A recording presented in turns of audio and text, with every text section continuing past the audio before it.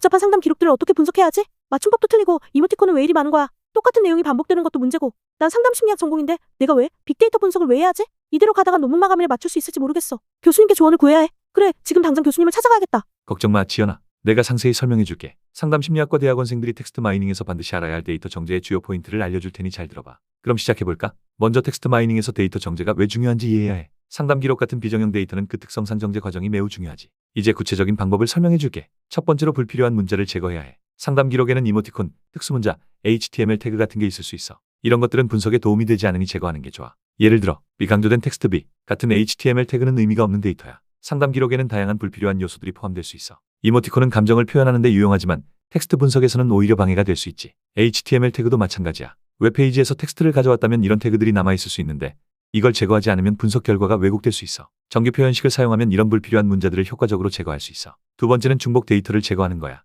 가끔 동일한 상담 내용이 여러 번 기록될 수 있어. 이런 중복된 텍스트는 제거해야 분석 결과가 왜곡되지 않아. 같은 상담을 반복 기록한 문서들은 한 번만 남기는 게 좋지. 이건 생각보다 중요해. 같은 내용이 여러 번 반복되면 그 내용이 실제보다 더 중요하게 여겨질 수 있거든. 특히 상담 기록에서는 시스템 오류나 인적 실수로 인해 중복 기록이 발생할 수 있어. 이런 중복을 제거하려면 텍스트 유사도를 측정하는 알고리즘을 사용하면 돼. 코사인 유사도나 자카드 유사도 같은 방법을 활용할 수 있지. 세 번째로 철자 오류를 수정해야 해. 상담자가 스트레스 대신 스트레스라고 잘못 입력했다면 이런 철자 오류를 자동으로 교정하는 과정을 추가해야 해. 이게 정확한 분석을 위해 중요해. 상담사나 내담자가 타이핑 실수를 할 수 있잖아. 이런 오류들이 그대로 남아있으면 같은 단어도 다른 단어로 인식될 수 있어. 예를 들어 스트레스를 스트레스라고 잘못 입력했다면 이 두 단어는 완전히 다른 것으로 취급될 거야. 이를 방지하기 위해 철자 검사 라이브러리를 사용하거나 자주 발생하는 오류에 대한 사용자 정의 사전을 만들어 활용할 수 있어. 네 번째는 어간 추출과 표제어 추출이야. 이건 좀 어려운 개념일 수 있는데 쉽게 설명해 줄게. 상담하다, 상담하는, 상담했다 같은 단어들은 모두 상담이라는 기본 형태로 바꾸는 거야. 이렇게 하면 분석할 때 불필요한 변이를 줄일 수 있어.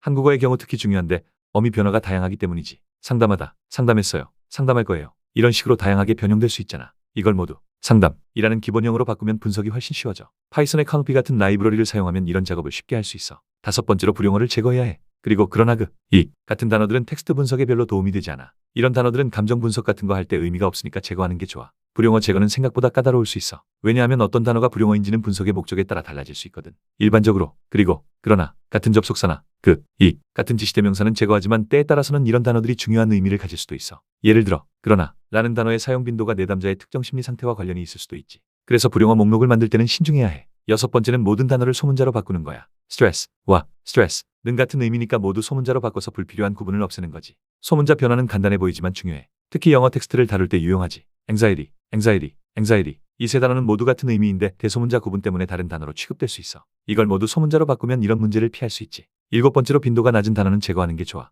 특정 상담에서만 나타나는 아주 드문 단어는 분석에 큰 영향을 미치지 않아. 예를 들어 행성간 우주여행 같은 단어는 상담 내용에서 별로 의미가 없을 거야. 때로는 빈도가 낮은 단어가 중요한 의미를 가질 수 있거든. 예를 들어 자살 위험을 평가할 때는 자살이라는 단어가 한 번만 나왔더라도 매우 중요할 수 있어. 그래서 단순히 빈도만으로 판단하지 말고 도메인 지식을 활용해서 중요한 단어는 남겨두는 게 좋아. 여덟 번째는 텍스트 길이의 일관성을 유지하는 거야. 상담 기록이 너무 짧거나 길면 분석하기 어려울 수 있어. 특히 네, 아니요 같은 짧은 응답은 감정 분석에서 의미가 없을 수 있으니 주의해야 해. 텍스트 길이의 일관성을 유지하는 것도 생각보다 중요해. 너무 짧은 텍스트는 의미 있는 정보를 담고 있지 않을 수 있고 너무 긴 텍스트는 분석 시간을 늘리고 결과를 왜곡시킬 수 있어. 상담 기록의 경우 최소 몇 문장 이상의 길이를 가진 텍스트만 분석 대상으로 삼는 게 좋아. 아홉 번째로 어휘 사전을 구축하는 것도 중요해. 상담 분야에서 자주 쓰이는 특수 용어는 미리 사전을 만들어 분석에 반영하는 게 좋아. 상담력 할극, 자기개방 같은 단어들은 심리학적으로 중요한 의미를 가지고 있으니까 정확히 반영해야 돼. 어휘 사전 구축은 상담 심리학 분야에서 특히 중요해. 전이, 역전이, 저항 같은 전문 용어들은 일반적인 텍스트 분석 도구로는 제대로 파악하기 어려울 수 있어. 이런 용어들의 사전을 미리 만들어두면 분석의 정확도를 크게 높일 수 있지. 또한 은유적 표현이나 관용구도 사전에 포함시키면 좋아. 마지막으로 TF, IDF라는 방법을 사용하는 게 좋아. 이건 단어의 중요도를 고려해서 불안, 우울 같이 자주 나오는 단어들에 더 큰 가중치를 주는 거야. 이렇게 하면 텍스트의 핵심 주제를 더 잘 파악할 수 있어. 이 방법을 사용하면 단순히 자주 등장하는 단어뿐만 아니라 특정 문서에서 독특하게 자주 사용되는 단어도 찾아낼 수 있어. 예를 들어 우울이라는 단어가 모든 상담 기록에서 자주 나온다면 그 중요도는 낮아질 수 있지만 특정 내담자의 기록에서만 자주 나온다면 그 중요도는 높아지는 거지. 이런 과정들을 거치고 나면 너의 상담 기록 데이터는 훨씬 더 분석하기 좋은 상태가 될 거야.